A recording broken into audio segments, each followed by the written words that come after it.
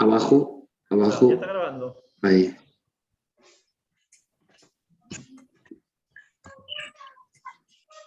No lo vemos. Es que ese sonido es... Listo. Listo. Perfecto. Ahí está Javier. Ahí está Javier, sí. En cuanto guste puede empezar a grabar. Ya, voy a apagar mi micrófono para no interrumpir la grabación. Ya, yo también.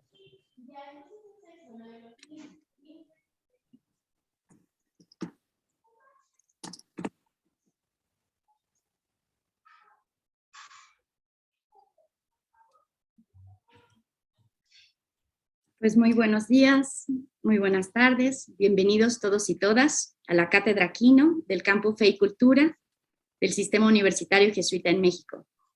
Contemplemos la sacralidad de la naturaleza con el Padre Javier Meloni. Hoy nos convoca el anhelo de recuperar nuestra capacidad de percibir el valor, la bondad y la belleza de la naturaleza. Necesitamos afinar nuestra sensibilidad para recrear nuestros vínculos con la vida, para ocupar el lugar que nos corresponde como humanidad en sinergia con la vida. Bienvenido, Javier, a este tu espacio. Gracias por ser compañero, por recorrer con nosotras y nosotros este camino, el camino que nos conduce a habitar en y desde la sacralidad de la vida, de la que participamos y de la que somos co-creadores y co-creadoras con Dios. Muchas gracias, Javier, y muy bienvenido. Muy bienvenidos todas y todos. Muchas gracias, Aurora. Mi nombre es Arturo Estrada y nos está acompañando también Mónica. Somos coordinadores de la cátedra el padre Eusebio Quino, que fue misionero en Baja California, y que la cátedra tiene que ver un poco con ello, con traer a la discusión el diálogo fe y cultura desde la espiritualidad. Entonces, hoy nos encontramos, como ya saben, hay mucha gente que nos está viendo por el canal. Bienvenidas, bienvenidos de donde estén, México, de fuera de México, de España seguramente nos están viendo. Y pues nada, solo quisiera decir un par de cosas sobre Javier que nos parecen relevantes para poder comenzar, y es todo el aporte que ha tenido Javier sobre el tema del diálogo interreligioso y todo el tema de la mística, ¿no? Y eso un poquito es lo que vamos a contemplar, vamos a escuchar hoy de Javier, y luego vamos a tener un momento de diálogo, de preguntas y respuestas, justo donde está lanzado la pantalla. A un lado tienen una caja donde están las preguntas y respuestas. A lo largo de la plática de Javier, les pido que vayan mostrando sus preguntas, se van a ir sistematizando, y al final de la plática vamos a dar un tiempo para poder responder esas preguntas. Vamos a agruparlas por temas para que Javier las pueda responder en ese modo. Pues nada, muy bienvenido seas, Javier. Estamos muy contentos de tenerte aquí, y bueno, esperemos que podamos compartir pues, nuestras diferentes sabidurías que tenemos. Bienvenido. Muchas gracias por la invitación, por este segundo intento, y seguro que saldrá bien. Muy bien, fue ya el año pasado. Y bueno, pero el tema pues es de absoluta actualidad. Vivimos en la Tierra, parece ser desde que apareció la Tierra, dicen los sabios, 5.000 millones de años, y la aparición de la vida en la Tierra es de 3.500 millones de años. Por lo tanto, de hecho, no hay ninguna prisa para hablar de estas cosas. Y al mismo tiempo sí que hay una urgencia. No hay prisa, pero sí hay urgencia, porque la especie humana está resultando problemática para la misma Tierra de la que hemos surgido. Y una de las cosas más duras que escuché de un ecólogo que dijo que los seres humanos era un cáncer que le había salido a la Tierra, ¿no? Es decir, el cáncer es unas células que se producen a una velocidad voraz, que acaban devorando al mismo órgano que las ha generado, ¿no? Pues qué terrible que fuéramos eso para la madre Tierra, ¿no? La especie humana, unas células cancerígenas que devoran el mismo planeta. Por lo tanto, estamos hablando de algo urgente, como decíamos, que al mismo tiempo se convierte en experiencia espiritual. Esto es lo interesante y lo fundamental también del tiempo en el que vivimos, en que desde una espiritualidad integral y holística, todo es experiencia de Dios, todo es experiencia humana y todo es experiencia de la Tierra, del cosmos, porque nosotros al fin y al cabo participamos y somos cosmos también. Es decir, que no se trata de sentir que tenemos vida o que formamos, o sea, que estamos en la naturaleza, sino que somos vida y somos naturaleza bajo la forma humana, ¿no? Y no somos muy diferentes de los demás seres que habitan en el planeta. O tan diferente como una planta es de una piedra lo es de un animal, pues nosotros somos diferentes en nuestra especificidad, pero ciertamente no somos mejores, ciertamente que no lo somos.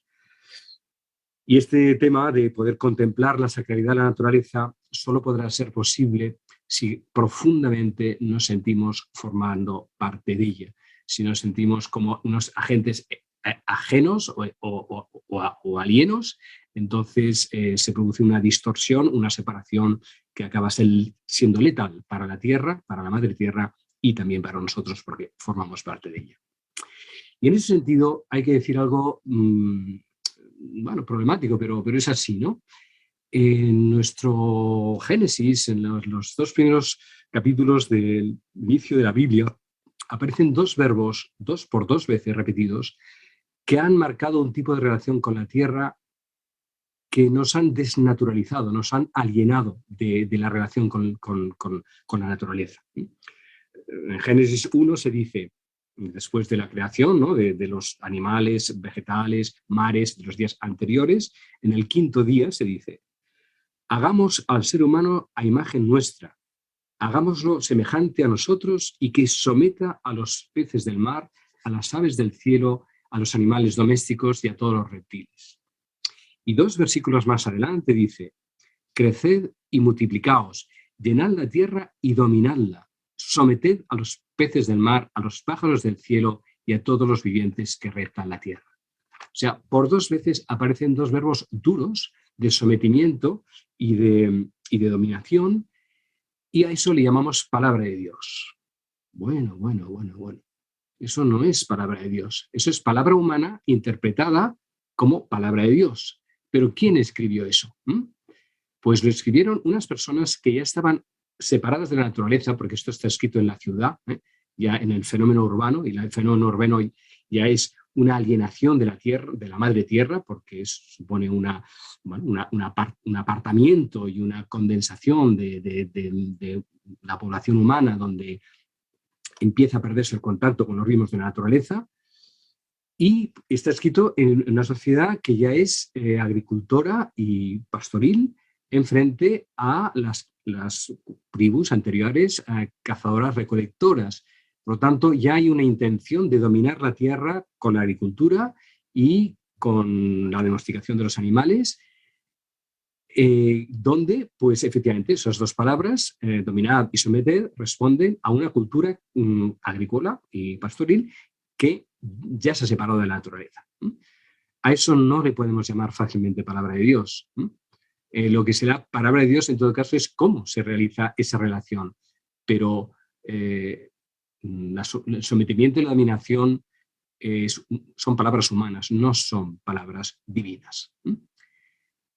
Hoy en día hemos visto el resultado de este sometimiento y esta dominación, el daño que hemos hecho a la naturaleza y que seguimos haciéndola, tanto a los minerales, con toda la extracción de sus productos en las energías no renovables, respecto a la devastación de nuestros bosques y nuestras selvas, y a la utilización y a la reproducción de los animales, sea en forma de consumo, sea en forma pues también de uso, a veces de uso doméstico también. Bueno, sobre eso habría mucho que hablar, pero estamos todos de acuerdo en que hemos creado una civilización que está amenazando a la madre tierra. Y entonces hemos de volver a rescatar una relación originaria que no esté basada en la dominación y en el sometimiento, sino en la reverenciación y en el custodiar la tierra. No se trata de someterla ni dominarla, sino de reverenciarla y de custodiarla. Qué diferentes son las palabras, ¿no?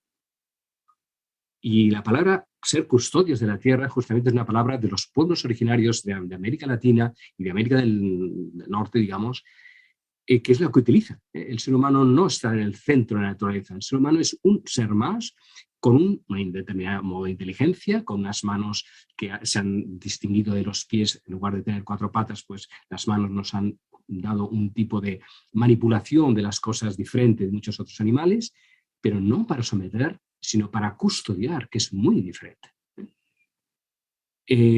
Ojalá hubiéramos podido leer esto desde nuestra infancia, ¿no? Venerad y custodiad la tierra, porque sois los hermanos mayores, no sois los señores de la tierra, sois solo los hermanos mayores. Y si no mereceréis serlo, pues otros os tomarán el relevo, ¿no?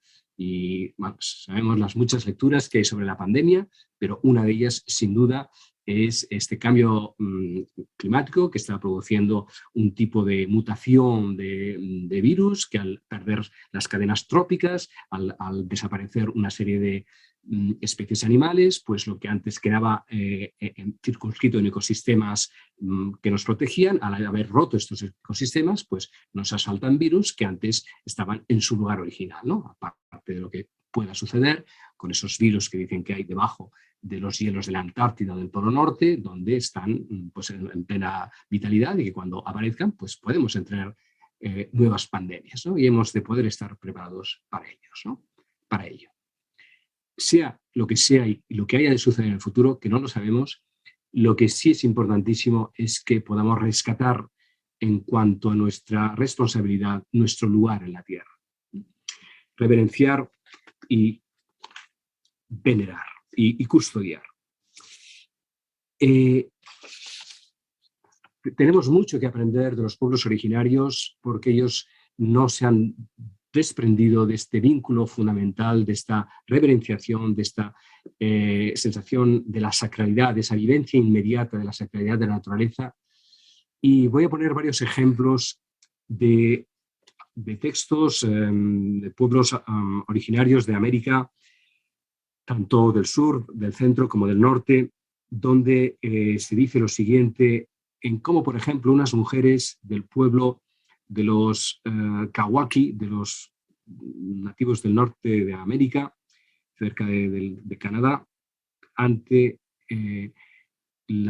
tomar las raíces de unos cedros jóvenes, pequeños, porque la raíz de esos cedros pues, se ve que son buenos para hacer un tipo de cestos o de tejidos, y así es como las mujeres, antes de arrancar esos cedros, se dirigen a ellos pidiéndoles permiso.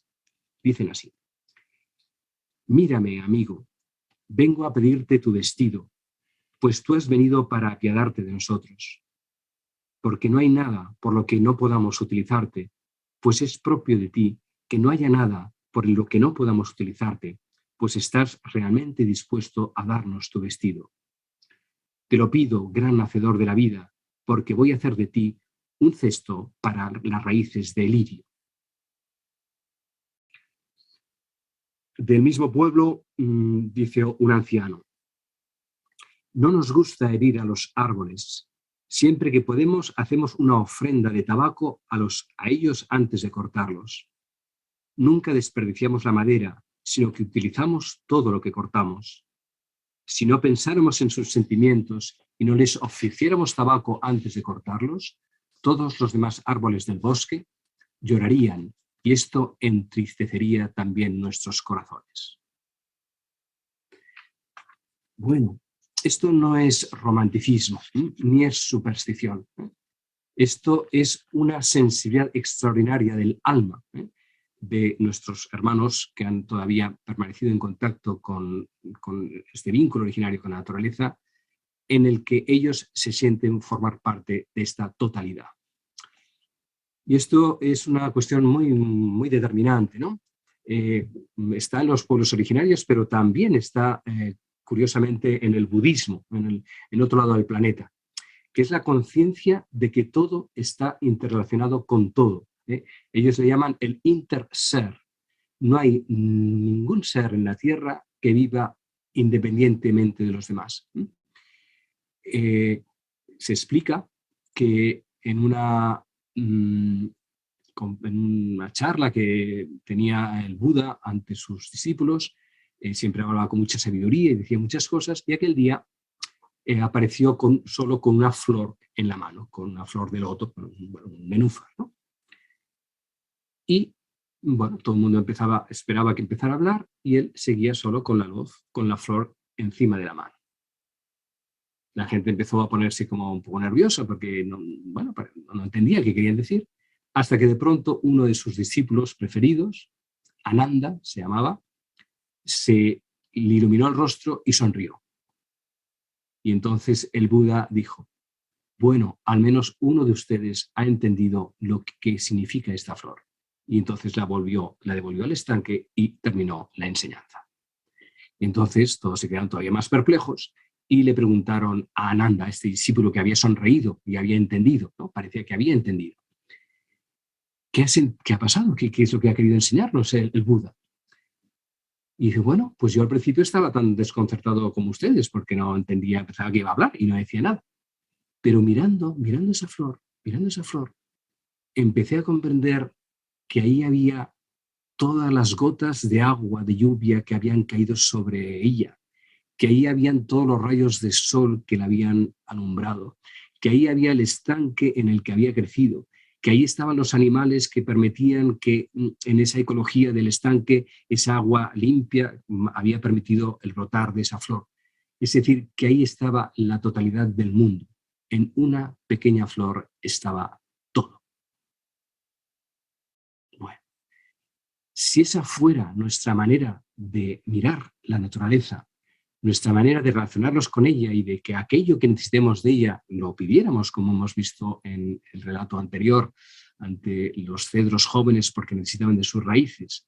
Porque sí, somos seres de necesidades, no podemos negar lo que la naturaleza nos da unas cosas y que al darla, pues ella lo pierde. Pero qué diferente es arrebatárselo a pedirle con ternura el permiso por tomarle, y luego, eso lo veremos después, con también unos rituales de restitución. En los pueblos originarios no se toma nada de la naturaleza que no se devuelva de algún modo, porque si no hay devolución, hay desequilibrio de la naturaleza, y si hay desequilibrio, comienza la muerte. La clave de la relación con la naturaleza es esa reciprocidad, y en esa reciprocidad cada cual ocupa su lugar, pero no hay ninguna dominación, ningún sometimiento, sino una profunda reverenciación, un profundo agradecimiento, que en ese acto de interrelación y de co-creación, efectivamente hay una alteración, pero nunca una violación, y nunca un desgarro de la madre tierra.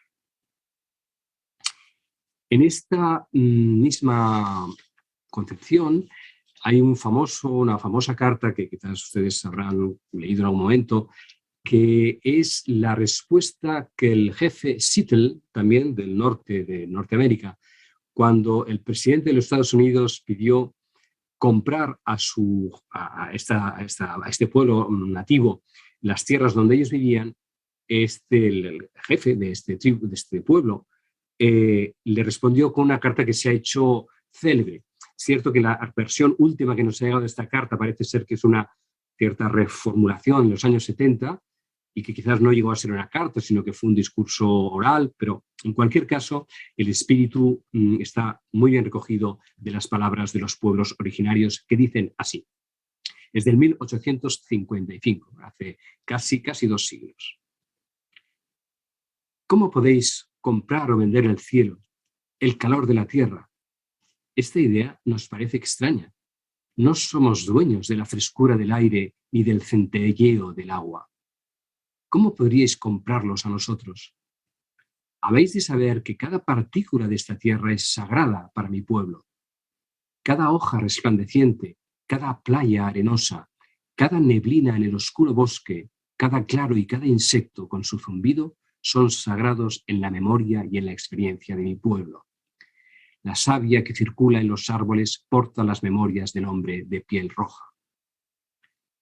Sabemos que el hombre blanco no comprende nuestra manera de ser. Le da lo mismo un pedazo de tierra que el otro, porque él es un extraño que llega de noche a sacar de la tierra lo que necesita. La tierra no es su hermana, sino es su enemiga. Cuando la ha conquistado, la abandona y deja su camino. ¿qué nos puede salvar de nuestra locura? Y dice, saber que la tierra no pertenece al ser humano, sino que es el ser humano quien pertenece a la tierra. El ser humano no ha tejido la red de la vida, es solo una hebra de ella. Todo lo que haga a la red se lo hará él mismo. Lo que ocurre a la tierra ocurrirá a los hijos de la tierra. Lo sabemos. Todas las cosas están relacionadas como la sangre que une a una familia.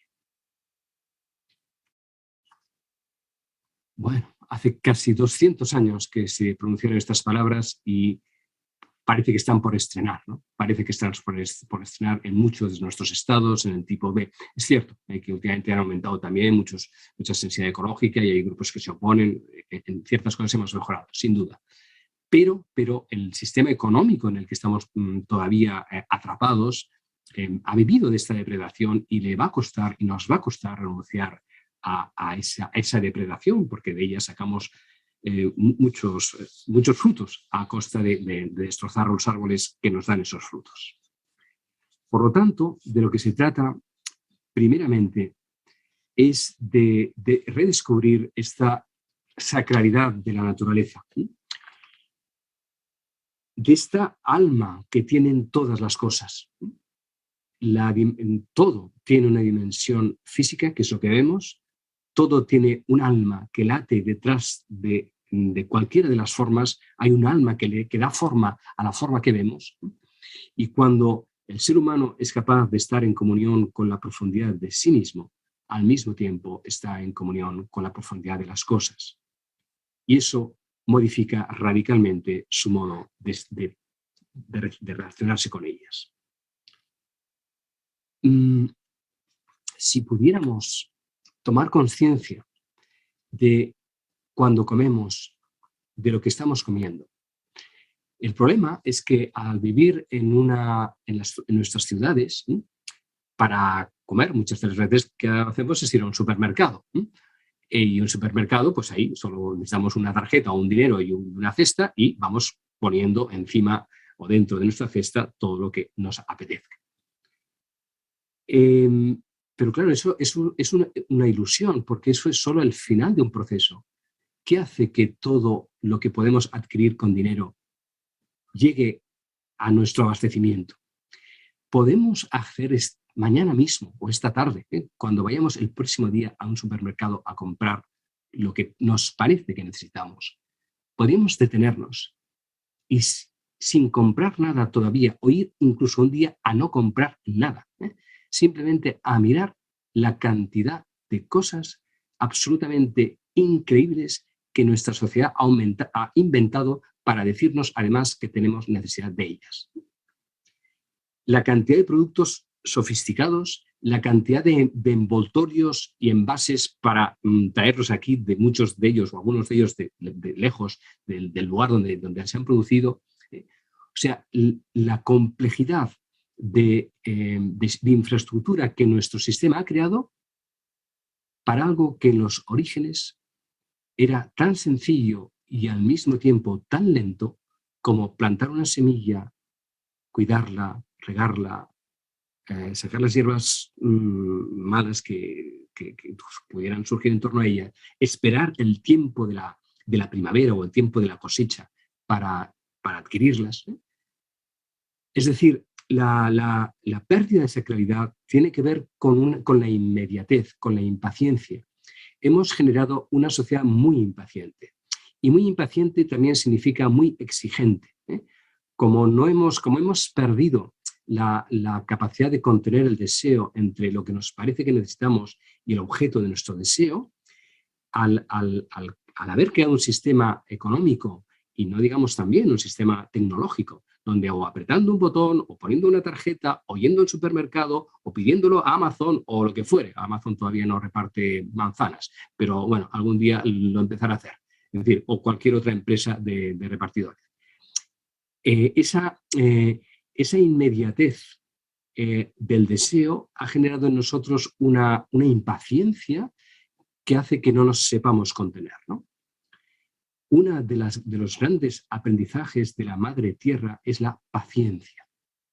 La naturaleza tiene sus ritmos Y cuando compasamos nuestros ritmos a los ritmos de ella, nuestro corazón y nuestra mente se calman porque entramos en procesos mucho más amplios que las inmediateces de nuestro deseo. Pero esto requiere un aprendizaje, porque la mayoría de nosotros hemos nacido ya en las ciudades y hemos nacido con unas inmediateces y unas exigencias que ahora pues nos va a ser difícil de detener. Hemos hablado de la comida, pero podríamos decir lo mismo del vestido. En otro tiempo, el vínculo con los vegetales o con alguno de los animales cuyas pieles o cuya lana, cuyos pelos servían para tejer los vestidos con los que nos desvestíamos, pues eso ponía un límite a aquello que nos podíamos vestir o desvestir, ¿no? En estos momentos también podríamos esta tarde o mañana mirar el armario que tenemos de ropa en nuestra casa y preguntarnos de qué está hecho cada una de las prendas que tenemos. Algunas son más o menos naturales, otras serán más o menos artificiales, ¿no? La cantidad de vida que hay en nuestro armario, que ahora puede ser, si no lo vivimos con un agradecimiento, se convierte en un ataúd. Nuestros armarios son ataúdes de vidas de otros seres que tenemos colgados en nuestras perchas. Al no ser que reverenciemos cada uno de las prendas con las que nos revestiremos, porque nos estamos revistiendo de ellos años más tarde. Nuestras viviendas, digamos, ¿no? Lo hemos dicho, la separación que la ciudad supone respecto de la vida en la naturaleza. Claro, tenemos calefacción en invierno, tenemos aire acondicionado en verano, tenemos luces por la noche, es decir, la luna y el sol pues prácticamente se van equilibrando, las diferentes estaciones de año se equilibran, lo cual, sí, hasta cierto punto podemos decir que es un progreso, ¿no? Pero ¿cuál es el límite de ese llamado progreso? Dice Gandhi lo siguiente: en el mundo hay bastantes bienes para cubrir las necesidades de todos, pero no hay lo suficiente para satisfacer la codicia de una sola persona.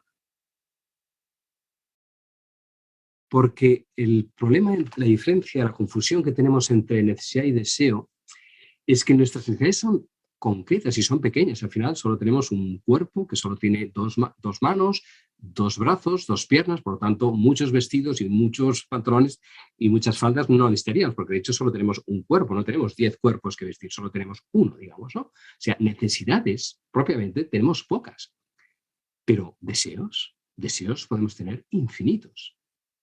¿Quién pone el límite al deseo? Solo podemos poner límite al deseo si ante lo que estamos, es decir, en este caso ante la naturaleza, tenemos una conciencia de sacralidad, que no podemos tomar lo que queramos de ella, sino que ella misma nos pone el límite para saber nosotros ponernos nuestro propio límite y establecer esa relación de reciprocidad que decíamos antes.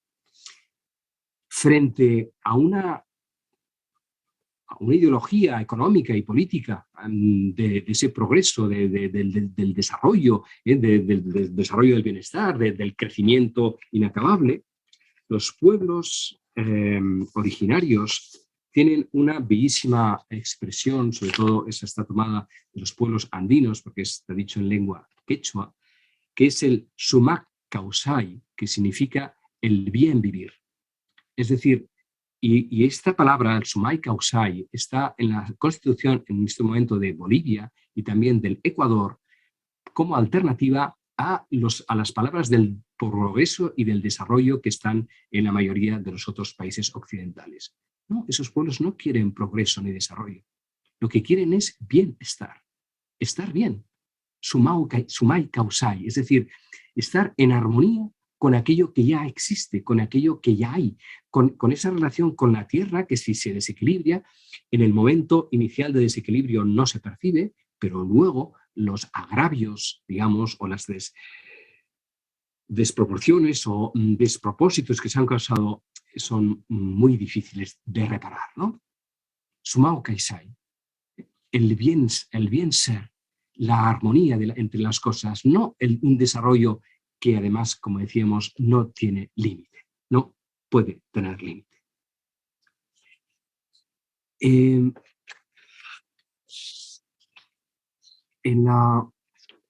esos momentos hay diferentes movimientos que ya en los años 50 empezaron a surgir, viendo lo que luego ha sucedido y realmente fueron profetas de algo que realmente se ha confirmado, desgraciadamente, que fueron los primeros movimientos de ecología para frenar esta locura en la que nos hemos puesto y que, según algunos analistas, ya es demasiado tarde detenerla y otros consideran que todavía estamos a tiempo, aunque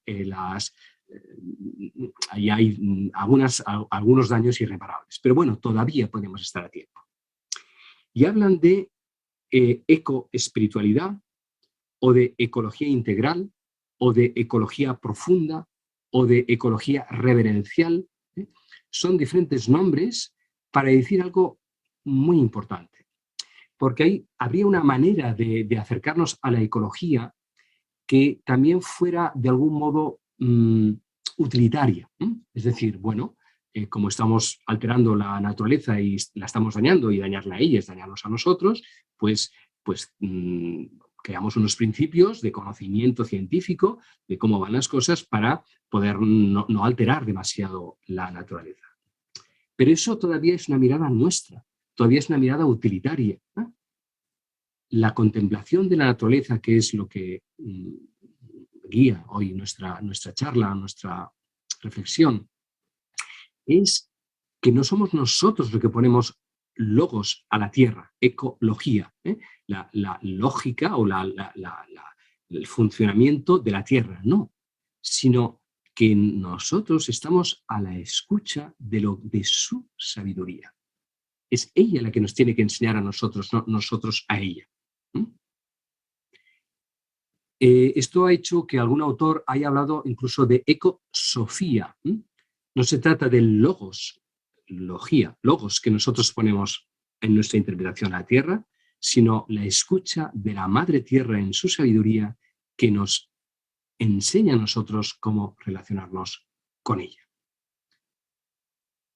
Esta ecosofía está basada pues, en esta conciencia de esa mutua reciprocidad que hay con la Madre Tierra y que nosotros, en esa interrelación de todo con todo, somos custodiadores de esa proporcionalidad, de ese equilibrio. Dice un autor, en un ecosistema sano, la autorrealización de una especie no se hace a costa de los demás, sino que contribuye a la autorrealización de todas las especies del ecosistema y con ella coevolucionan. Juntos crecemos, juntos evolucionamos, juntos nos desarrollamos, no unos a costa de otros. Fue precisamente una mujer en los años 50 que dio una alternativa a la versión que teníamos de Darwin, ¿no? que la vida era una lucha por la supervivencia y que solo acababan sobreviviendo las especies más fuertes a costa de dominar a las débiles, ¿no? De pronto, esta mujer, en los años 50, una ecóloga de las pioneras, descubrió toda otra manera de ver la naturaleza. No, sí que es verdad que las especies y las diferentes formas de vida tienen un elemento de competitividad, pero al mismo tiempo y mucho más viven bajo el principio de la colaboración, colaboran unas con otras. Unas especies se complementan con las otras. En el ecosistema de un bosque, de una selva, las diferentes especies vegetales, animales, de la tierra, reptiles, mamíferos, unos a otros posibilitan justamente que haya vida para todos, ¿no? Entonces, pasar a una contemplación de la naturaleza consiste en una conversión de muchos de los dogmas científicos que hemos heredado, o dogmas culturales que nos han llegado, ¿no? Solo el más fuerte sobrevive. La evolución de las especies legitima la supervivencia de los más duros, ¿no? No, no. Al contrario, es en una mutua colaboración donde los sistemas han podido preservar en la multiplicidad de especies que justamente son la garantía. Esa diversidad, la biodiversidad, es la garantía de la supervivencia de todo un conjunto de vidas que se necesitan las unas a las otras. En relación con esto, algún autor incluso ha llegado a hablar de una metaeconomía. Si nuestra relación con la Tierra queda radicalmente afectada porque lo que se exalta no es el deseo y el consumo, sino que lo que se reverencia y se custodia es la relación y el vínculo con la vida, entonces una economía basada en el máximo beneficio se convierte en una economía basada en el apreciar lo pequeño, la mística de lo más pequeño, la bondad de lo pequeño. Lo pequeño es bello. Esto es de Schumacher, un ecónomo que estuvo conviviendo en comunidades budistas en Birmania, que vivían en la selva, y que descubrió la importancia de lo pequeño, de lo discreto, de lo que es accesible para que nada sea dañado. Si lo que yo tomo es a costa de dañar a otro ser, no lo puedo tomar. ¿Podemos llegar hasta ahí? Esto entre los humanos, entre los humanos a los que amamos, nos es más fácil. A los humanos que no amamos tanto o que no son desconocidos nos pasa desapercibido. Pero poder tener esta relación con la Madre Tierra, qué bello sería. Y al mismo tiempo, qué necesario es. Pues Schumacher habla de una metaeconomía donde dice lo siguiente: vamos a seguir aferrándonos a un estilo de vida que crecientemente vacía el mundo y devasta la naturaleza por medio de su excesivo énfasis en las satisfacciones materiales, o vamos a emplear los medios creativos de la ciencia y de la tecnología bajo el control de la sabiduría en la elaboración de formas de vida que encuadren dentro de las leyes inalterables del universo y sean capaces de alentar las más altas aspiraciones de la naturaleza humana?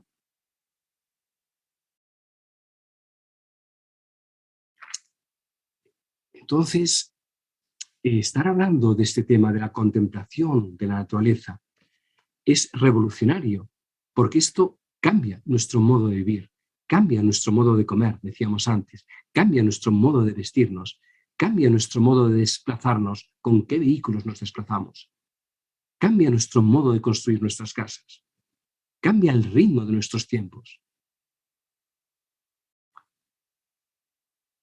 Qué importante es que esto no sea por obligación, que esto no sea por imposición, no digamos por un régimen político que no lo podría hacer, sería imposible y si sería profanarlo, ¿no? Pero qué pena que esto haya de ser por una crisis ecológica tan grave que tengamos que vivir así. No podemos ser nosotros libremente, no podemos escoger nosotros libremente este modo de vivir que es revolucionario, pero al mismo tiempo fuente de comunión, fuente de agradecimiento, fuente de contemplación, que es de lo que se trata. Y solo así nuestras vidas personales y nuestras vidas colectivas podrán realmente salvarse en el sentido más radical, ¿no? Entonces, algo muy importante que hemos de descubrir o de redescubrir es un poco lo que he mencionado al inicio. Habríamos de poder introducir en nuestros hábitos personales y también comunitarios rituales de restitución y rituales de agradecimiento en todo aquello que consumimos de la Madre Tierra.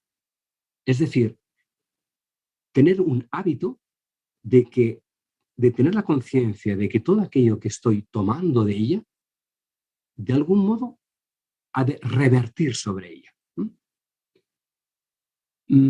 Decíamos, esto, pues eso, si se vive en el bosque, si vive en el contacto con la naturaleza, pues eso es más evidente porque la relación con el árbol o con la superficie de la tierra, o con el lago, con el río, con lo que fuere, es más evidente. En nuestras monstruosidades urbanas, pues esto es un poco más complejo, sin duda. Pero no podríamos entrar cada vez en cualquiera de las tiendas a que vayamos a comprar algo con un acto de reverenciación, y si incluso lo realizáramos, no solo lo pensáramos, incluso de un modo hasta lo realizáramos, ¿no? Un acto de veneración, porque lo que voy a comprar no deja de ser un bosque, no deja de ser un lago, no deja de ser un océano que está transformado en alguno de los productos o en muchos de los productos que vamos a consumir, digamos así, ¿no?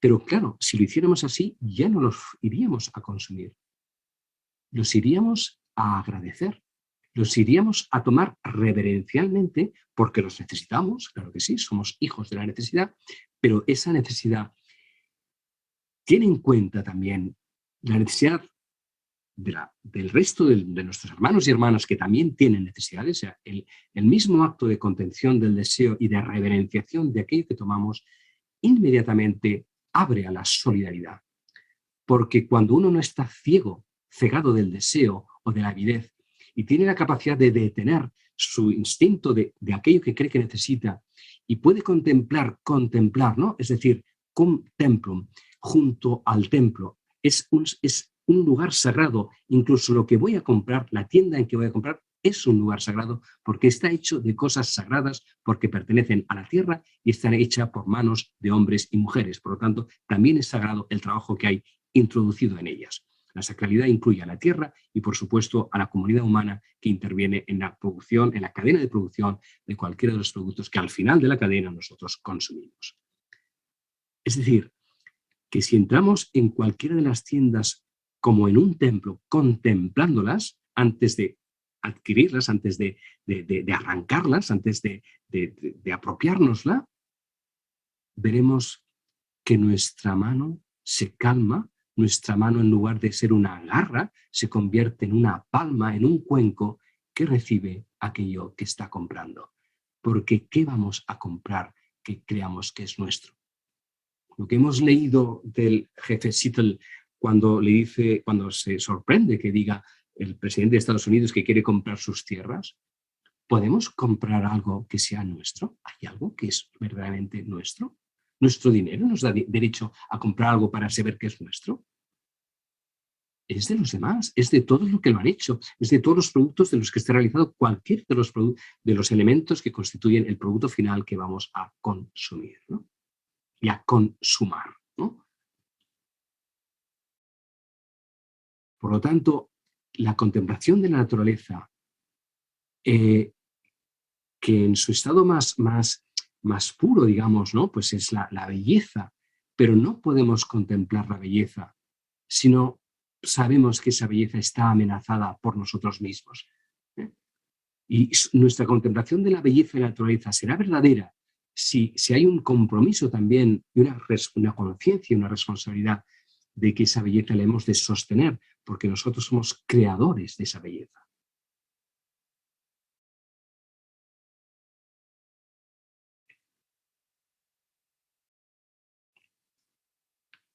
La naturaleza es inocente, es decir, se deja devorar, se deja cortar, se deja, ¿no? Los árboles, las plantas, ¿no?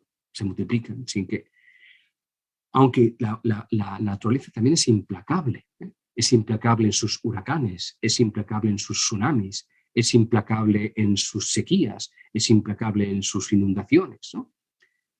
La ley de la vida es, por un lado, generosa y abundante, y al mismo tiempo también puede ser severa y escasa de otro modo, ¿no?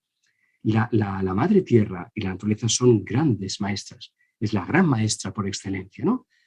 Donde hasta cierto punto nosotros podemos negociar con ella, pero al final sus leyes son determinantes, digamos, ¿no? Porque es en el interior de ella que nosotros participamos de esa fuerza de la naturaleza, ¿no? Lo que la contemplación introduce en nuestra relación con la naturaleza es el sentirnos formar parte como una de las manifestaciones de esa misma vida y que estamos regidos cada uno de nosotros por las mismas leyes y que en la medida en que introducimos, o sea, en que nuestra relación con ella, en lugar de ser de sometimiento, es de veneración, y en lugar de ser de dominación, es de custodio, de custodiarla, entonces eso modificaría realmente un modo de vivir civilizatorio que hoy es urgente. En la encíclica del Papa Francisco, del Laudato Si, el término que se utiliza es ecología integral, porque ese respeto, esa contemplación de la naturaleza, como hemos dicho, contiene también elementos de justicia, contiene elementos de igualdad, contiene elementos de respeto por aquellos países y aquellas poblaciones donde extraemos nosotros los productos que en otro lugar del mundo se consumen, ¿no? Esa mirada integral forma parte también de este requerimiento, para que esta contemplación sea verdadera, para que esta contemplación realmente integre la totalidad de nuestros elementos y sea a través de esa reverenciación de lo que la naturaleza nos da, el que pueda hacer cambiar nuestras actitudes más depredadoras y más posesivas que están dañando hoy gravemente el planeta. Bueno, creo que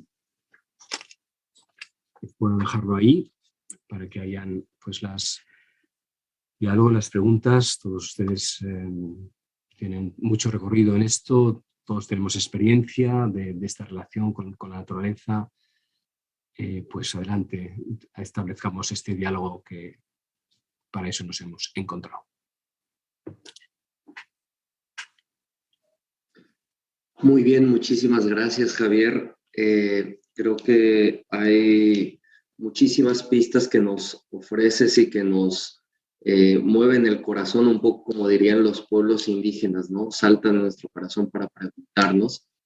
Y es en torno a este cambio de paradigma el que nos estás, se puede ver detrás de tus palabras, ¿no? Como una ecología integral, un modo otro de vivir que no es por la imposición, sino por la conciencia, por la sensibilidad, por el reconocer al otro, a la otra, y reconocer las, como tú lo dijiste, ¿no? El alma que late y que da forma a las cosas y que requiere ser custodiada y reverenciada, ¿no? Vamos a pasar a algunas de las preguntas. Son bastantes preguntas las que nos hacen desde varias partes del mundo, desde Perú, desde aquí, desde mismo en México, desde España, Chile, Ecuador, varios lados nos están escuchando. Y bueno, y eso es muy bueno, ¿no? Porque es una reflexión que vale la pena ir compartiendo en diferentes partes de nuestro planeta, dada la situación de límite en la que nos encontramos, ¿no? Un sistema que en realidad es suicida, se podría decir, ¿no? Todo el tema del el consumismo al que te referías, me parece que es importante que lo reflexionemos entre todas y entre todos. Y bueno, el primer grupo de preguntas que quisiera mencionar van en relación a, una de las preguntas que dicen es, ¿qué sugerencias nos puedes dar para no caer en el panteísmo respecto a los rituales de gratitud y restricción que planteas, ¿no? Como que lo que dicen cómo mediar un poco este interser del budista y la conciencia de los pueblos originarios con nuestra fe católica, ¿no? Como que parece que hay varias personas que están preocupadas por esa tensión que existe. Entonces, pues eso, Javier. Bueno, vamos a ver. Católico proviene del griego kata holon. Somos católicos cuando abrazamos la totalidad. Kata, según holon, holos, todo, según la totalidad. El cristianismo tiene una fuerte centro, digamos, una fuerte polaridad antropocéntrica, ¿no? Dios se ha hecho hombre y ha revelado la sacralidad del ser humano, del rostro del ser humano. Lo que has hecho uno de los más pequeños me lo has hecho a mí, ¿no? Esa es, digamos, la revelación final que se nos dará a comprender al final de la vida. Pero yo creo que el cristianismo en general tiene un déficit cosmológico. O sea, el acento antropológico es a costa de un déficit cosmológico. En parte porque el cristianismo se desarrolló también a través de las ciudades, incluso la palabra pagano, no, esto es un pagano, es una palabra, de hecho, romana, que se utilizaba en el Imperio Romano, que es sobre todo urbano, de aquí en el pagus, en el campo. El pago es la tierra, los campos, ¿no? Una persona pagana está asociada a los que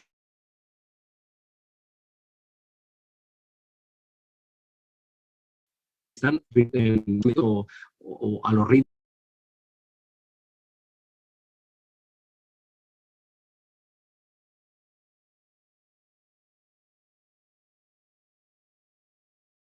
Y por lo tanto, el cristianismo, en gran parte, no ha desarrollado suficientemente la sensibilidad de la naturaleza.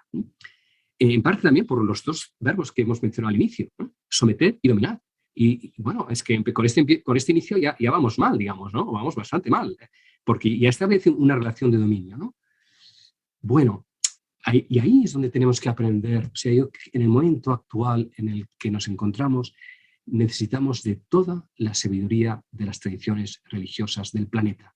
No, una religión no se basta a sí misma en un mundo tan complejo como el nuestro. Y la humillación que hemos provocado a los pueblos, sobre todo originarios, llamándoles panteístas o paganos, es porque es nuestra ignorancia.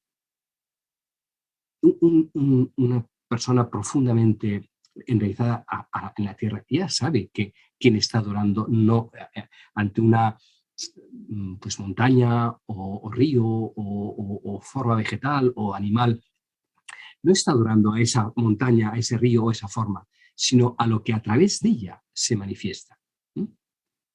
Explicaban, perdón, un salto, pero en la India esto fue, pero dice, cuando ustedes misioneros, era un hindú que hablaba con un sacerdote, ¿no? Cuando ustedes salen con la custodia en el día pues, de Corpus y esa forma de pan, el pan con ¿no? los rayos dorados, ¿no? y todo se postra, nosotros entendemos que ustedes no están adorando un trozo de pan ni un trozo de metal, sino la presencia que a través de esa forma se está manifestando. ¿Por qué no piensa que nosotros estamos haciendo lo mismo cuando adoramos a otras formas que no son las suyas? La palabra panteísta no es adecuada. Es una palabra hecha con mucho miedo, con mucho prejuicio. Ojalá pudiéramos ser capaces de ver a Dios todo en todo. Esta es la espiritualidad ignaciana, ¿no? Dios en todas las cosas y todas las cosas en Dios. Esto no es panteísmo, no decimos que las cosas sean Dios y que Dios sean las cosas, sino que todas las cosas están en Dios y Dios está en todas las cosas. Esto se llama panenteísmo. Y eso necesita un recorrido porque no hemos sido sensibilizados para esta actitud reverencial por la naturaleza.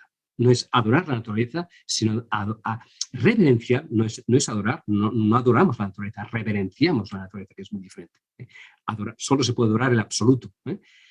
Pero la reverenciación es un estado y un vínculo de gratitud que ojalá lo hiciéramos con todas las cosas en las que estamos en contacto. Y eso es alcanzar la más profunda sabiduría de la contemplación para alcanzar amor ignaciana, donde al final de los ejercicios se nos dice: contemplad cómo Dios está dando el ser a los elementos, está vegetando en las plantas, está sensando en los animales, porque todo procede de la fuente.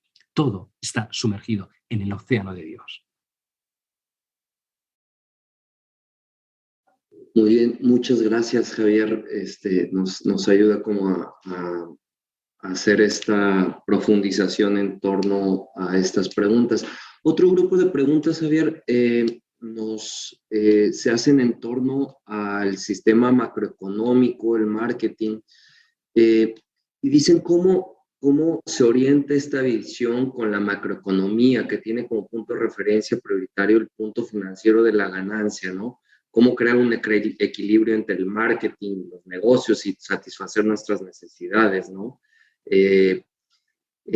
Dicen, ¿será posible cambiar esta manera de cómo globalmente nos estamos relacionando depredadoramente con la naturaleza? Y en el fondo la pregunta es, ¿hay esperanza? ¿Cómo podemos dialogar con ello? Difícil pregunta, lo sé. Bueno, digamos que habría una respuesta más apocalíptica y otra más, digamos, más esperanzada. La respuesta apocalíptica es, yo creo, se puede decir, y hay quienes lo dicen y lo dicen con datos en las manos, pero al final los datos son muy interpretables, ¿no? Que hemos llegado a un colapso, o sea, un colapso irreversible. Y que nos hemos de preparar a tiempos de escasez. O sea, eso ya no tiene vuelta atrás. Y esa sociedad de la abundancia ya no va a poder ser, digamos. Además, somos cada vez más. ¿Quién nos va a detener? Lo ha intentado el coronavirus, pero no está pudiendo porque hemos inventado unas vacunas para que puedan resolver y nos escapemos de... Tema delicado, el tema de la pandemia, tema muy delicado, porque hay muchas lecturas sobre esto, pero a mí la que más me convence es aquella en la que nos hace co-creadores de la situación en la que estamos. Sea, ahora me he desviado un momento al tema de la pandemia, lo digo por el tema de qué ha creado el virus o quién ha creado ese virus, ¿no? Todas esas teorías conspiratorias que hay que escuchar porque hay que escucharlo todo y cada cual tiene que hacer su propio discernimiento. Pero en cualquier caso, sea la interpretación que hacemos del sistema económico, de las multinacionales que nos dominan, de los que hayan provocado o no la pandemia, sea lo que fuere, sola es verdadera la interpretación que nos hace coautores de nuestra vida. Entonces, cada cual en su terreno puede detener al gran gigante. O de una forma más explícita si tiene capacidad de estar en lugares de intervención de decisiones, o de una forma más discreta si es pues un ciudadano, una ciudadana, pues que tiene que cada día comprar su cantidad. Yo creo que estamos, se requieren momentos heroicos. Yo creo que sí, o sea, yo lo creo sinceramente, vienen tiempos austeros, vienen tiempos de privaciones, vienen tiempos de plaga. Y las plagas de Egipto, y ya nos ha llegado una, pueden ser vividas desde los hijos del faraón o de los hijos de Israel.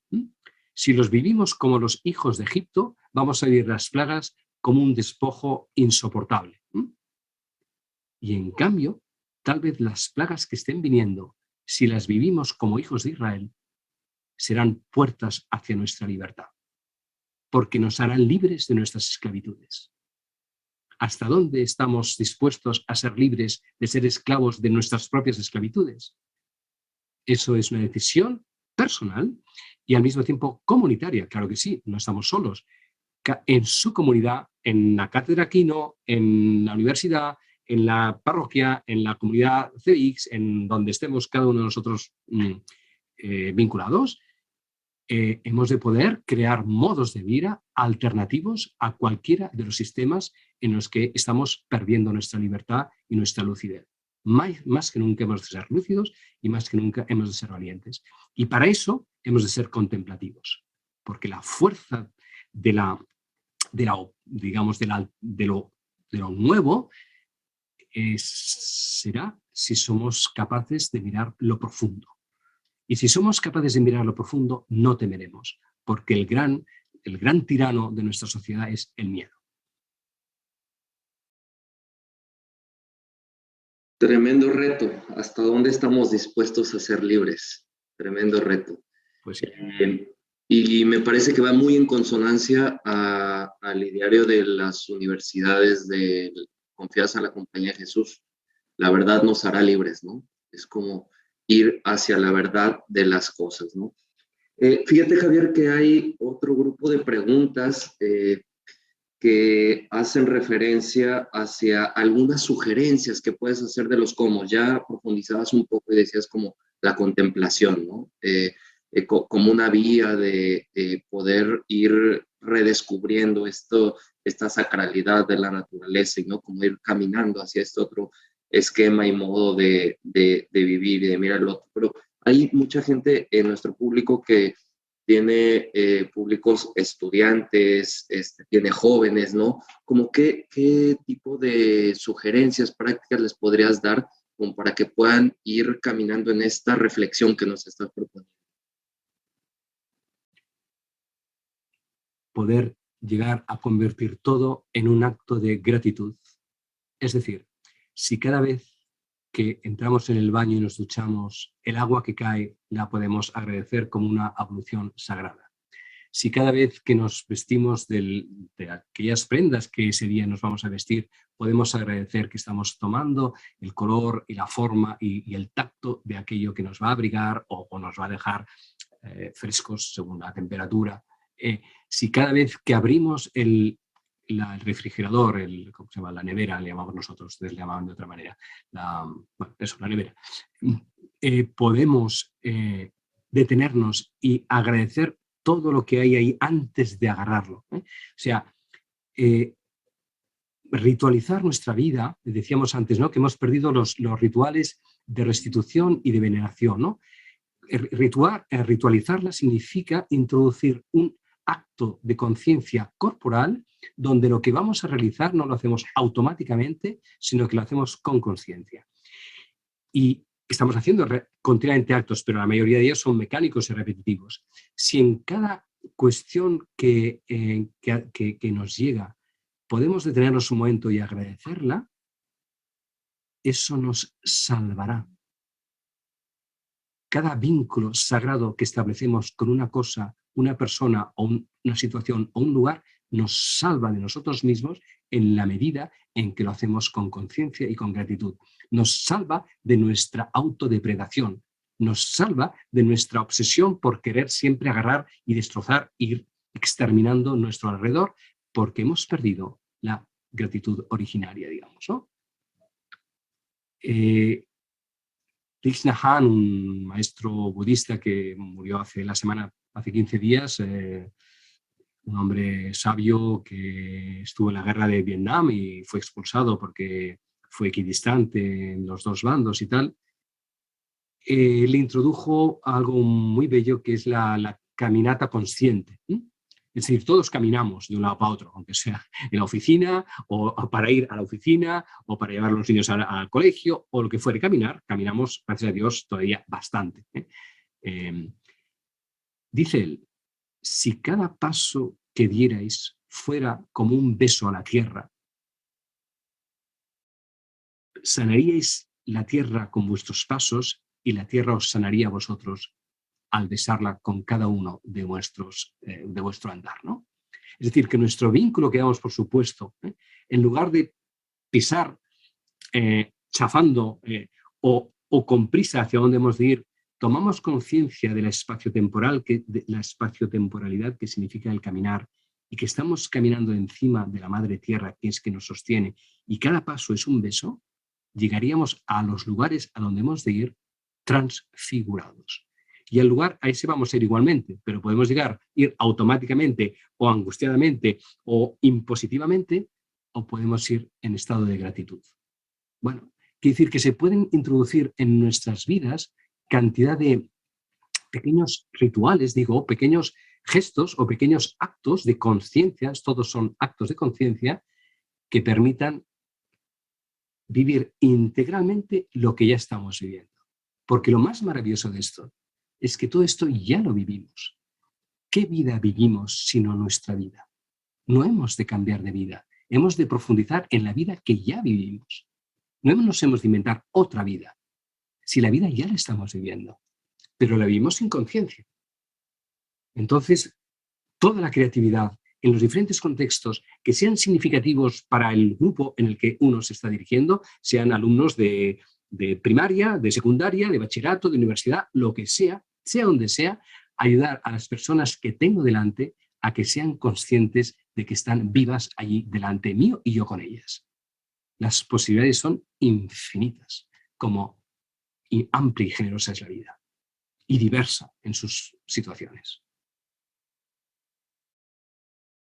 Javier, me parece que como tocar lo sencillo y lo profundo, ¿no? Como lo simple y lo pequeño, como decías al principio, me parece que por ahí va la clave, ¿no? Como cosas que están ahí y que a veces las solemos de repente y decimos, ay, huele a nuevo, ¿no? Como que es esa invitación a redescubrir esa sencillez bueno, como los pueblos indígenas que caminan siempre con los pies desnudos y tienen contacto con la tierra, y nosotros siempre tenemos zapatos, ¿no? Me parece que es como esa invitación.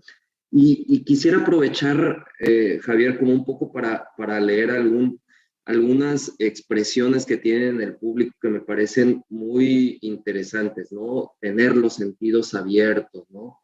Me inspira mucho esta exposición. Bueno, dicen que los jóvenes, hombres y mujeres, pues también en Instagram también tienen como diferentes expresiones de este contacto, ¿no? Y también mencionan algunos autores a los que seguramente estás familiarizado y los conoces y que van por esta línea. Mencionan a Teilhard de Chardin, mencionan a Leonardo Boff, mencionan a Cardenal, ¿no? Como otros autores que se han acercado a esta perspectiva que nos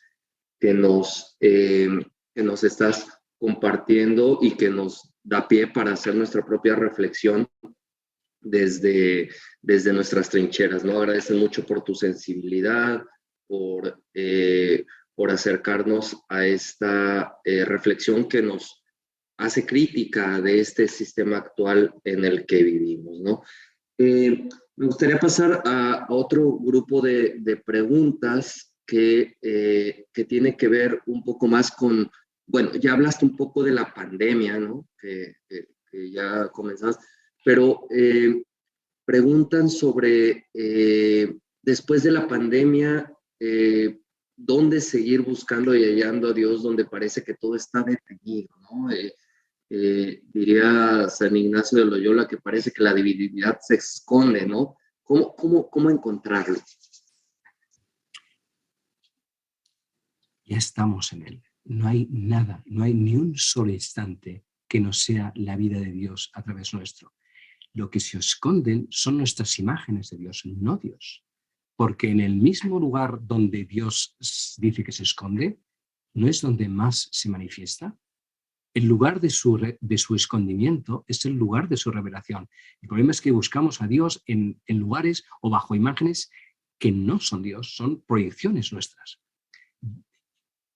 Si en Él somos, nos movemos y existimos, ¿cómo un feto va a buscar a su madre si está dentro de su madre? El problema es que hemos salido de Dios y entonces buscamos a nuestra madre porque hemos salido de nuestra madre. Pensamos que hemos salido de madre, pero seguimos dentro del feto de Dios. No hemos salido en ningún momento de Él. ¿Qué instante puede estar fuera de Dios? Si todo se sostiene, todo se despliega, todo se, es atraído por esa manifestación suya, digamos, ¿no? Entonces, pero sí, efectivamente, lo que cambia son nuestras imágenes de Dios, digamos, ¿no? Es decir, la pandemia, yo creo que la pandemia está siendo y será porque vendrán nuevas olas, si no de esta pandemia, de este virus, vendrán de otros virus, porque va a pasar. O sea, yo creo que no podemos cerrar los ojos a lo que ya, o sea, lo que hasta hace 2 años pensábamos que iba a vivir la generación siguiente o la otra, nos está tocando a vivirla nosotros.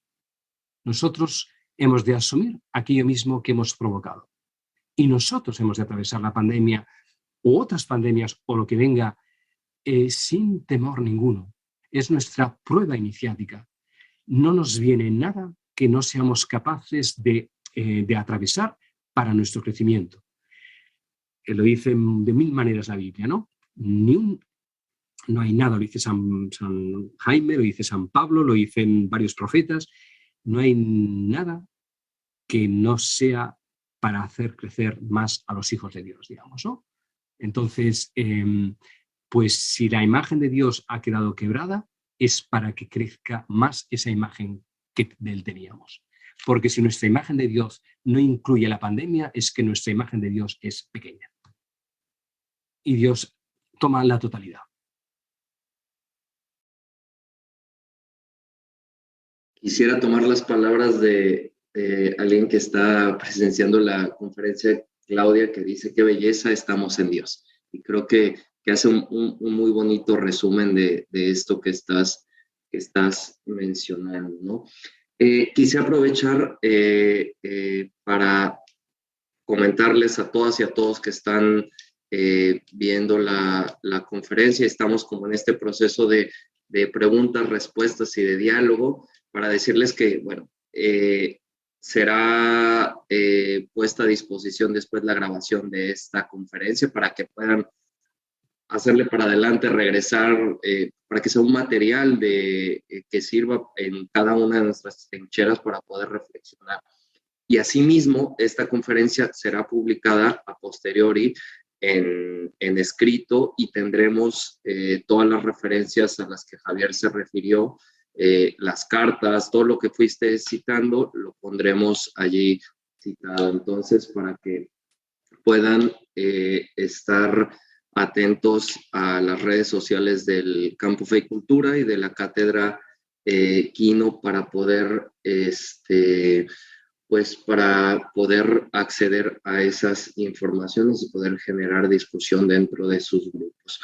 Y bueno, me gustaría que pasáramos a una última pregunta, bueno, un último grupo de preguntas, y luego pasar a algunas consideraciones finales que quieras hacer, Javier. Y bueno, para, como se dice regularmente, la última y nos vamos, ¿no?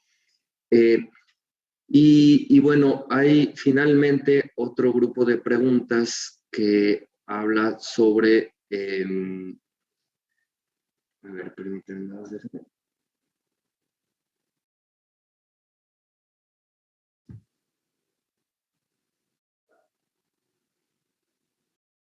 Listo. Sobre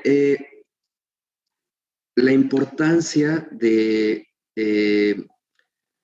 no quedarse en lo personal únicamente, sino también lanzar esto a la comunitariedad. Es decir, de cómo compartirlo, cómo hacerlo comunitario en grupos de parroquias, cómo en diferentes espacios, cómo compartirlo, como el hacerlo, hablan desde políticas públicas, desde espacios gubernamentales, hasta espacios tan pequeños como la familia, ¿no? Bueno, gracias a Dios hay mucho movimiento, ¿no? O sea, yo creo que todo esto forma parte de mucha gente que ya está implicada en estas cuestiones, ¿no? Entonces hay, pues, desde las situaciones más duras de los que están viviendo, pues, en la Amazonia o en lugares de depredación, sea forestal o mineral o lo que fue, donde el tipo de respuesta a dar es más realmente incluso más arriesgada y es de vida o muerte, hasta pues reflexiones más de fondo. Por ejemplo, pues pues todos los estudios que están haciendo de la Laudato Si, ¿no? Yo creo que una gran cosa que ha sucedido gracias a la encíclica del Papa, que parecía que ese era un tema no cristiano, que era el tema de la tierra, parecía que no nos tocaba, pues gracias a Dios el Papa, ¿cómo no ser cristiano? A ver si, ¿no? Francisco de Asís, ¿no? Y hermano Sol, hermano Luna, hermano Lobo, pues esa fraternidad, digamos, ¿no? Entonces, yo creo que eso ha sido muy importante para el catolicismo, que el Papa se pronunciara tan explícitamente, y desde luego detrás de esta encíclica pues hay Leonardo Boff y toda una serie de autores que son los que han trabajado en los años precedentes. Por lo tanto, todo eso, como digo, gracias a Dios, ya está en marcha, ¿no? Bueno, o sea, por tanto, hay desde todo lo que sea reflexión y conciencia pública y conciencia social a lo que tenga que ver con actitudes concretas y actos concretos de vida, que lleven a ese modo alternativo de vivir, ¿no? Y bueno, hay muchos campos ahí, ¿no? O sea, todo el tema de la dietética, ¿no? O sea, ¿qué comemos? En función de qué lo comemos, porque a veces solo, bueno, la dietética tiene tiene un factor de salud, tiene un factor ecológico, tiene un factor social, tiene un factor espiritual, o sea, hay muchos elementos en cada uno de los ámbitos, ¿no? Entonces, pues una reflexión en torno a la dietética, una reflexión en torno a los vestidos, todo lo que nos revestimos, es una cosa importantísima, ¿no? En el material de lo que nos vestimos. El tema de qué tipo de transportes, de vehículos de transporte utilizamos, digamos, ¿no? ¿En qué grado podemos llegar a ser realmente alternativos y consecuentes? No es fácil, porque es mucho más fácil si puedes tomar un auto, pero un auto consume, contaminación, etcétera, pero llegas o no. Bueno, también depende del si vives en una ciudad, vives en el campo, en qué ciudad vives, en Ciudad de México, horrible, bueno, etcétera, etcétera, ¿no? Eso de todas esas cosas que ustedes saben mejor que yo, ¿no? Pero, y luego otra cosa diría, ya eso ya lo dejo así todavía más abierto, pero yo creo, y lo creo cada vez más, sinceramente, que habrían de crearse comunidades cosmoteándricas. Es decir, grupos de personas que tuvieran el coraje, ya se ha hecho, ya se hace, de volver al campo, de volver a la naturaleza y vivir en relación con la tierra, en fraternidad y conectadas con lo divino, conectadas con la inmensidad de Dios, digamos, ¿no? Y generar oasis ecológicos, oasis humanos y oasis de espiritualidad. Y esos lugares deberían estar abiertos para los que pueden hacer este paso, pues que los pueda hacer, pues que lo haga, y quienes no, porque tienen nuevo trabajo o familia, lo que sea, puedan ir a donde acudir. O sea, se ha hablado de un monacato, neomonacato contemporáneo. Es decir, una forma de vida austera, pero que está ligada a la espiritualidad y está ligada a la madre tierra. Y entonces eso genera una sensibilidad, un modo de vivir, una oportunidad de ir a estos sitios, algo que tiene que ser flujos y refugios, cerca de la ciudad, pero distanciado de la ciudad, por un tiempo. No sé, ahí creo que hay mucho por crear. Estamos en un momento en que esto puede ser posible. He dicho cosmoteándricas, pues porque están ligadas a la tierra, están ligadas a lo divino y están ligadas a lo humano, a la fraternidad, a la sororidad, ¿no? A las relaciones sanas y profundas entre el grupo que vive ahí. Cada generación ha sido creativa en estas y se ha jugado la vida, ¿no? Por cosas que atañían no solo, y eso, como se ha preguntado muy bien, no es posible vivirlo individualmente. Nos hemos de ayudar a vivirlo. Pues ¿por qué no podemos hacerlo comunidades de este tipo? Pues ¿quién nos lo priva? Nadie más que nuestro miedo. Nadie ni nada más que nuestro miedo.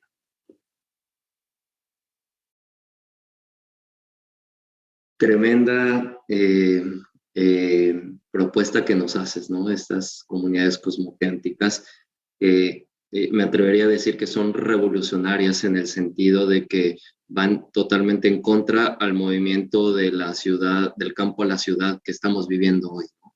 Y que pues es relevantísima como para recuperar esta sacralidad la naturaleza, ¿no? Quisiera terminar agradeciéndote, Javier, no con mis palabras, sino con las palabras de dos compañeras que nos están viendo, de Estrella y Alida. Dicen, Javier, siempre rompes esquemas, mucho material por desmenuzar y ponerlo en práctica. Me parece que es un muy, muy lindo resumen y agradecimiento, ¿no? Que puedas compartirlo esto para que lo podamos poner en práctica y poner de relevancia como nuestra interdependencia, cómo somos dependientes unos de las otras. Y bueno, antes de terminar,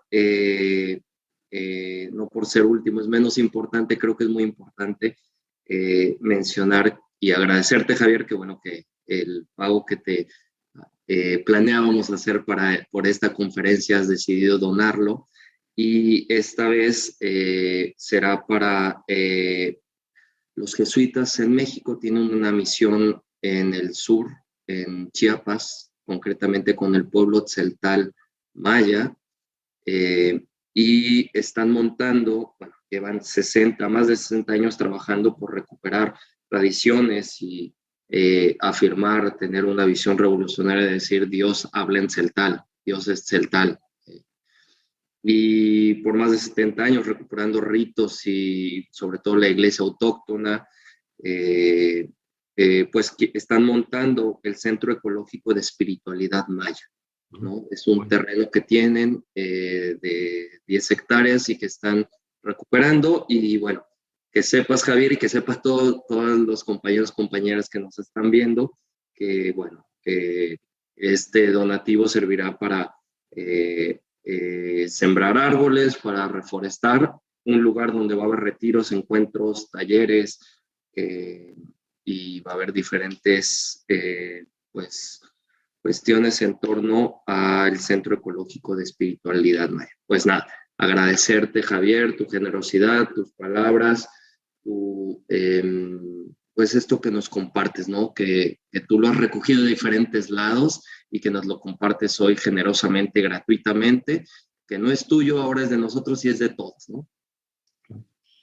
Pues me alegro muchísimo de este destino de la aportación, me alegro muchísimo porque eso es un ejemplo de comunidad cosmoteándrica, ciertamente. O sea, en cada lugar esos tres elementos van a estar, y ahí la comunidad maya, pues, pues lo hace desde hace, bueno, siglos, ¿no? Viviéndolo así. O sea, que me alegro muchísimo de que hay esta conspiración de tantos modos y que habéis interpretado también el deseo que había. O sea que, y gracias por organizar encuentros como estos, pues sí, porque si al final estamos todos en lo mismo, ¿no? Y todo el rato que hemos vivido, sino vida.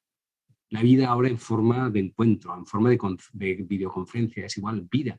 Y en pantallas que son pura tecnología, pero que bien utilizada pues permite la comunión y la relación. Por lo tanto, no hay que tampoco demonizar, ¿no?, la tecnología, porque nos estamos sirviendo de ella, pero agradecidamente, ¿no? O sea que ya casi me atrevería a proponer, de verdad, y lo digo muy en serio, que hiciéramos un momentito de agradecimiento a la pantalla de ordenador que tenemos delante.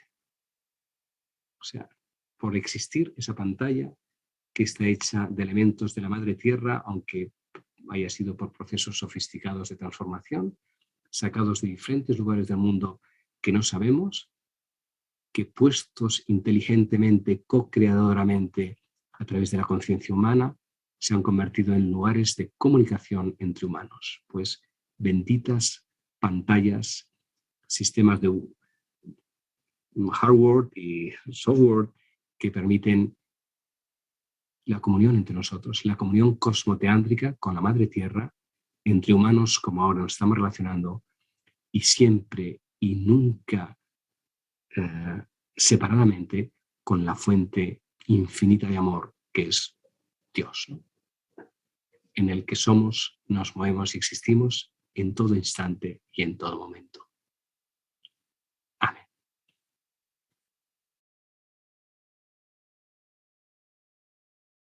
Amén, Javier.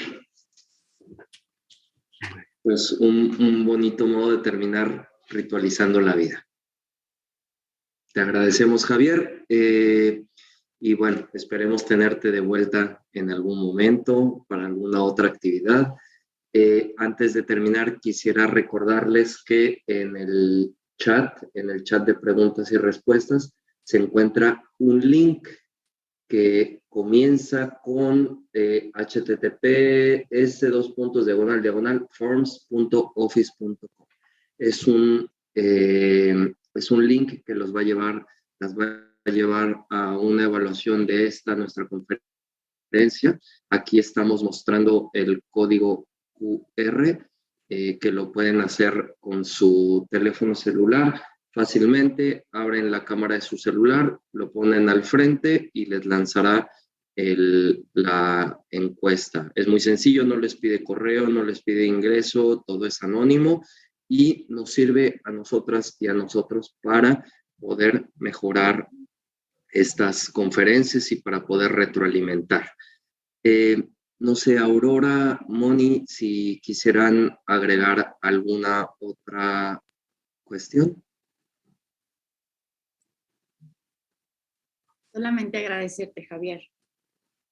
La verdad es que pues tus palabras nos van acompañando en ese sentido de irnos abriendo el corazón, de irnos haciendo más sensibles. Y de verdad, este es el sentido, el quehacer del campo Fe y Cultura, de ir tejiendo comunidad en esta conciencia cada vez más amorosa, más compasiva entre nosotros, entre nosotras, con la naturaleza, con la vida, donde descubrimos a Dios, ¿no? Que Dios nos entreteja, que desde ahí podamos pues, ser. Muchas, muchas gracias, Javier. Moni. Pues agradecer muchísimo este espacio y me quedo con esto de que todas las cosas tienen alma. Gracias infinitas y gracias a todas las personas que nos han acompañado. Listo, aquí quedaríamos. Saludos a Argentina, Perú, a España, a México, a Ecuador, a todos lados que nos están viendo y esperemos que todo esto que compartimos dé frutos. Hasta luego.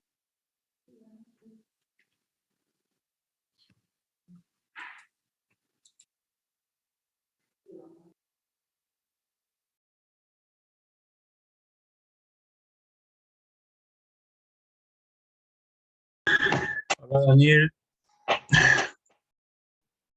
¿Qué tal? Oye, buenas. Qué tremendo, por Dios. Ah, sí. Laurita se fue. Sí, parece que se fue.